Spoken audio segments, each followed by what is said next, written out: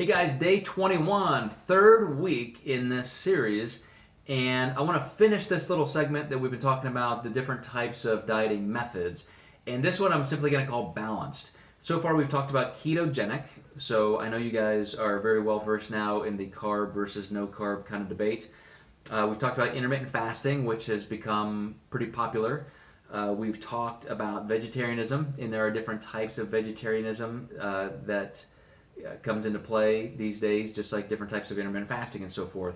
And along the way, we've touched on other types of dieting, but the last categorical brush I wanna hit you with is just the balanced approach. And this was probably made famous by Dr. Sears and his zone diets, where it was the perfect 30-40-30 plan. And other foods, the Balance Bar, came out, and other people ran with this and tried to come up with different percentages and all that. And I kind of like the premise because I know people do enjoy structure. And if you're a physician, as he was and is, I think he's still practicing, one of the things that you might struggle with is making sure that people are getting what they need. So if you're trying to give people a medicine or a supplement, a vitamin, and you got to be consistent with it, that habit, that habitual intake can make it much easier.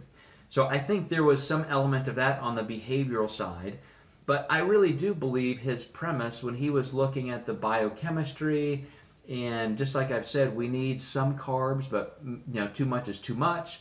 There are good healthy fats, but again, too much is too much and too little is too little. So he came out with this theory that if we divide our food intake up into 30-40-30, 30% from protein, which is actually pretty generous. For a lot of people at that time, that was a pretty big boost in protein.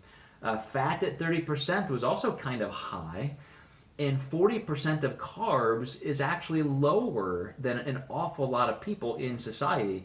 Most people eat around 60 or so percent of their calories from carbs. So in between ketogenic runs in culture, Atkins came out in the 70s and then kind of resurged in the 90s, and then came South Beach and Paleo and different versions of ketogenic. But in the middle of the Atkins runs came Dr. Sears, and basically what he got an entire generation of dieters to do was reduce carbs without throwing them out and increase protein, and at the same time increase good healthy fats. So when you think of it in those terms, could you find anything wrong with that? They're all brilliant, great points, and very healthy. And functionally, I can see where people would say, wow, I feel so much better. My carbs are down, but I still have enough. I'm getting these healthy fats, which can help with, hunger between meals, overall meal satiety. I'm getting more protein than I probably was before. That's a little bit of a challenge, but I'm getting that in there. So now I've got more amino acids for recovery and so forth. So on every front, somebody eating that type of balanced diet, I think would feel great, and they would do great. I actually liked that a lot. When his material came out, it was in the very early formative years of me developing my consulting practices, and I absolutely taught that kind of balanced approach. But it was very apparent to me as well that being that rigid was not going to be doable, was not practical, because that type of iteration asked you to make sure every single meal was like that, not just every day. So you would have people sitting there saying, okay, I have this particular meal, and I have to have that perfect 30-40-30 split, 30-40-30, I think I said that right, or it's not going to work. So they're having to do all this heavy math calculations, and they're doing all this stuff. And is it really necessary if you're, gonna do that to not be off by 2% or 5%? Or what if you had just protein only at this meal? Does the whole thing fall apart? And in his mind, it did. His theories required that for the perfect biochemical environment in your body, you must eat every meal exactly like that. So that kind of rigidity not just turned off a lot of people, but it made them feel like it was just undoable. I just cannot do this to sustain myself. And so it became another fad that just kind of came and went. And we, of course, go to the next fad and the next fad and the next fad. But again, there are a lot of principles that I think are just sound nutritional advice that we can learn from that. And I've mentioned most of them already. Number one, of course, it just validates the fact that we can do with fewer grams of carbohydrates in our day as long as it's still enough. So we're not going to throw the baby out with the bathwater, reducing carbs but not tossing them completely. As I said, 30% of your calories coming from protein is just not that easy. So I think a lot of novice type dieters would find that that was a pretty good challenge that did improve how they felt and some results. And then, of course, as I said, the fat, where you're bringing in some essential fatty acids or unsaturated fats, because that's big in his theory of what's happening to the biochemistry.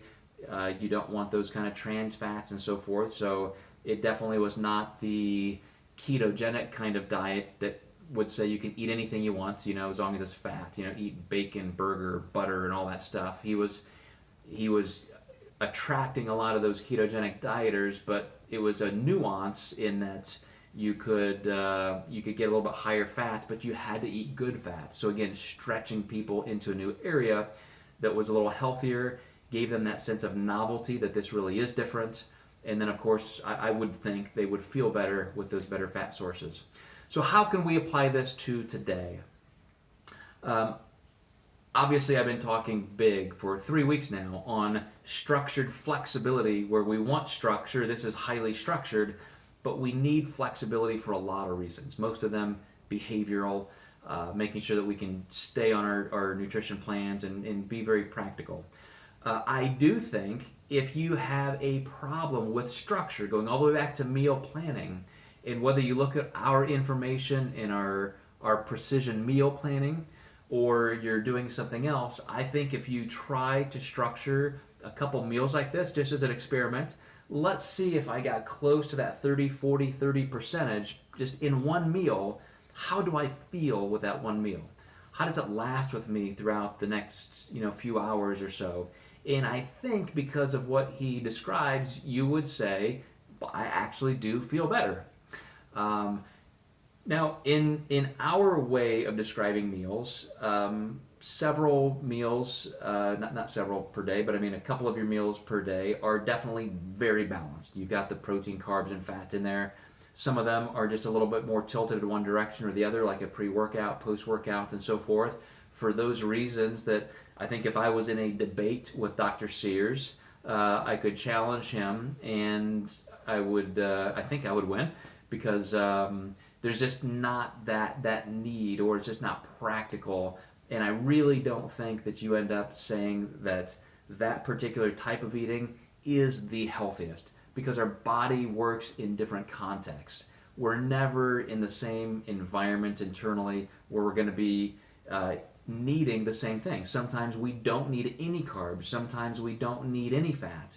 So again, I would argue the overall application of it, but I think some of those functional aspects, obviously all of those principles are very, very valid and worth mentioning. So I know that's not a lot of exciting stuff, when you're talking about something that's so balanced. I can't really pick it apart and say this is too extreme, or maybe that's an extreme element we can use. Balanced just sounds kind of boring.